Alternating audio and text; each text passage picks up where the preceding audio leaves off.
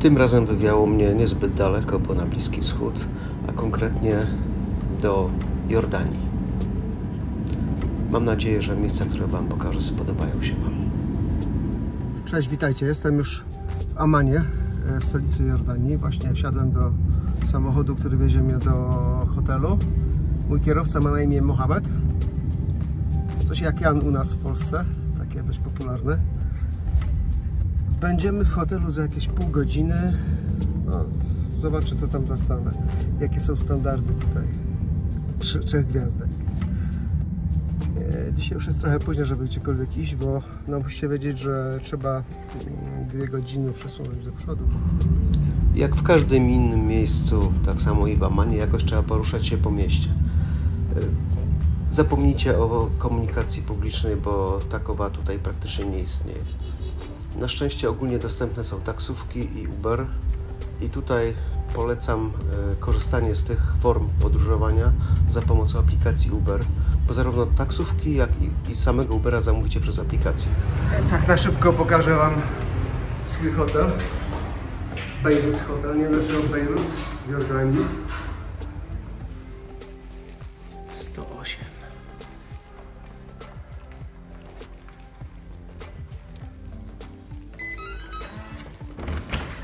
Otwiera się kartą.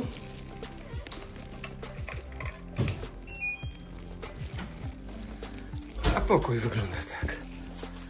Trochę bałagan, bo wyszedłem na miasto, na miasto zobaczyć okolice. Okazało się, że mieszkam w środku bazaru. Podobnie jak w New Delhi w Indiach. Tak samo tutaj, ale lubię te klimaty. Jutro wieczorem Wam pokażę, bo w dzień to nie ma efektu. Znaczy nie, jutro nie, jutro mają dzień wolny, to pojutrze. W hotelu nie było prawdziwej kawy, tylko jakieś coś, co udawało cappuccino i było bardzo słodkie, więc wszedłem do... O, właśnie robi się kawa dla mnie. Tutaj pan mi przyrządza. Wreszcie napiję się normalnej kawy. Wygląda nieźle, co? Thank you. Dzisiejszy dzień zacząłem trochę późno. Była poprzednia noc w samolocie, nie było snu, a noc w hotelu to praktycznie były 2 godziny tylko. Nie wziąłem pod uwagę jednej rzeczy, że w Jordanii tydzień zaczyna się nie tak jak u nas w poniedziałek, tylko trochę inaczej. Oni weekend zaczynają w piątek. Piątek i sobota to są dni, kiedy oni nie pracują, natomiast niedziela to jest zwykły dzień roboczy. Dzisiaj mamy sobotę, więc no, większość rzeczy, atrakcji jest pozamykanych, więc pójdę w miasto. Próbowałem napić się kawy w hotelu, masakrę. Ale trafiłem do jakiejś takiej małej kawiarenki i kawę turecką dostałem. Pierwszy raz taką piję, bardzo dobra. Zrobiłem film krótki o tym, jak jest parzona. Życie bez kawy nie istnieje. Wynająłem samochód. Jutro mam go odebrać w centrum Amanu i ruszam do Wadi Musa. Wadi Musa to jest miejsce, w którym znajduje się Petra. Jedno z największych, nie największych atrakcji w Jordanii. Później planuję pojechać do Wadi Rum. Wadi Rum to jest stolica. To jest pustynia, no takie miejsce pustynne, które wygląda jak nie z tej ziemi, wygląda jak z Marsa. Przed nami jedna z atrakcji Ammanu, stolicy Jordanii, czyli Teatr Rzymski, zwany Amfiteatrem Rzymskim. Powstał w II wieku naszej ery i był wtedy nazywany Filadelfią. Nie pytajcie dlaczego, nie mam pojęcia. Parę ciekawostek na temat tego miejsca. To jedna z nich taka, że amfiteatr zbudowano w ten sposób, aby goście, widzowie, którzy zasiadają na jego ławkach, nie byli rażeni słońcem. Głupio to zabrzmiało, ale no, żeby słońce nie raziło ich w oczy. Ponoć akustyka jest tutaj taka, że osoby, które siedzą najwyżej w tych górnych miejscach, słyszą dokładnie to, co mówi się na arenie, nawet jeśli mówi się szeptem. No niestety, żeby to sprawdzić, trzeba chyba przyjść tutaj w nocy, kiedy nie ma ludzi i ruchu samochodowego. Wtedy można by stwierdzić, czy jest to prawda, czy nie.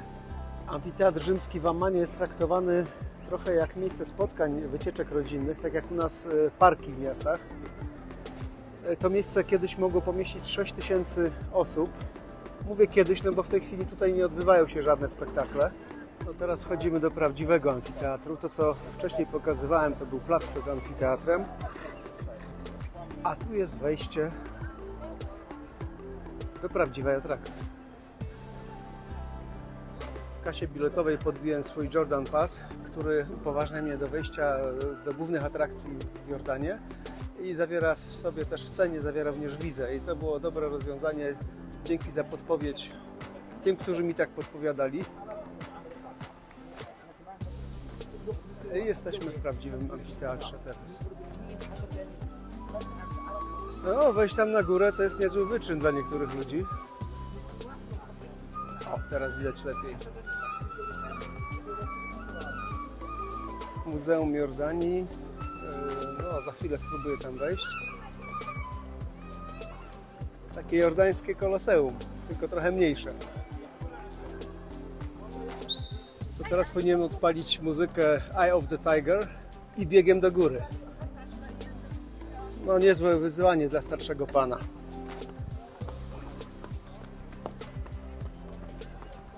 Respiratora nie wziąłem, ani tlenu, ale dam radę.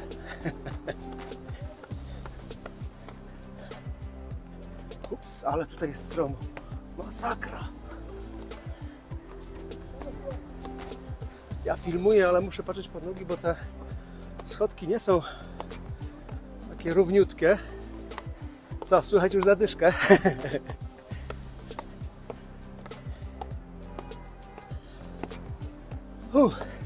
Półmetek.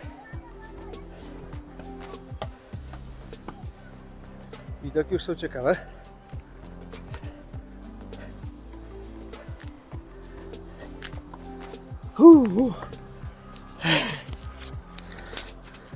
No ja głupi daję co 2 stopnie, a to jest normalne wejście.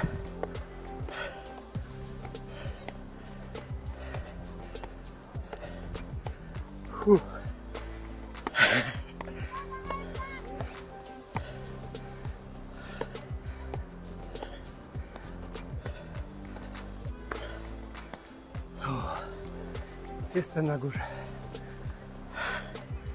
No jak się weszło, to i zejść trzeba. Ale to jest zawsze łatwiejsze.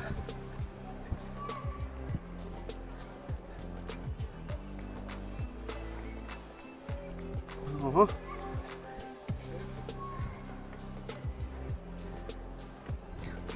Trochę mało miejsca na mijanki.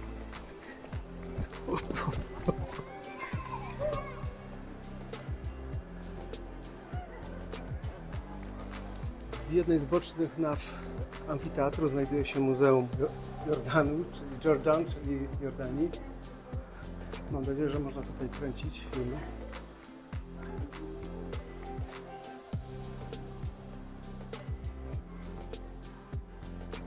Nie wiem, co tu zobaczymy, bo wcześniej o tym nie czytałem.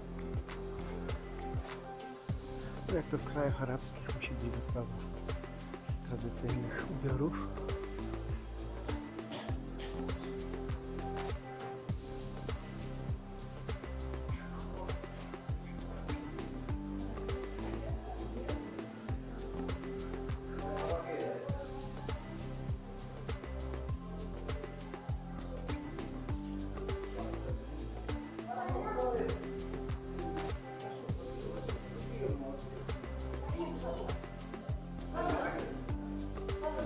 A tu jest druga nawa przy amfiteatrze, w której znajduje się Muzeum Folkloru.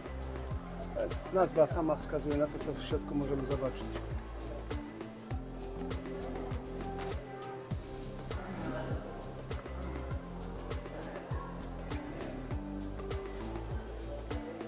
Tak chyba wygląda tradycyjny dom. Przynajmniej wyglądał kiedyś, teraz jest bardziej nowocześny. No, wchodzimy do dolnej części muzeum.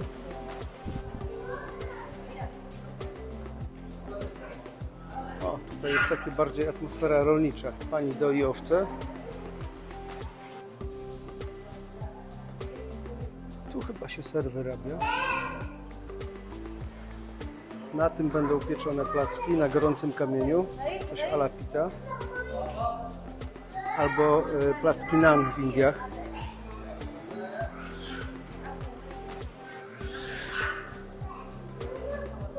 Tu widzę, niezła impra się szykuje, ale oczywiście bez alkoholu. Pierwszy napis w języku angielskim. No touching at all. To chyba znaczy, że ludzie z kultury anglosaskiej, tudzież europejskiej lubią dotykać. I na tym koniec zwiedzania amfiteatru. Mam nadzieję, że Wam się spodobało. Co prawda, jeśli chodzi o te muzea, które są tutaj, liczyłem na coś większego, no ale po Azerbejdżanie wszystko wydaje się mniejsze, jeśli chodzi o muzea. Na razie.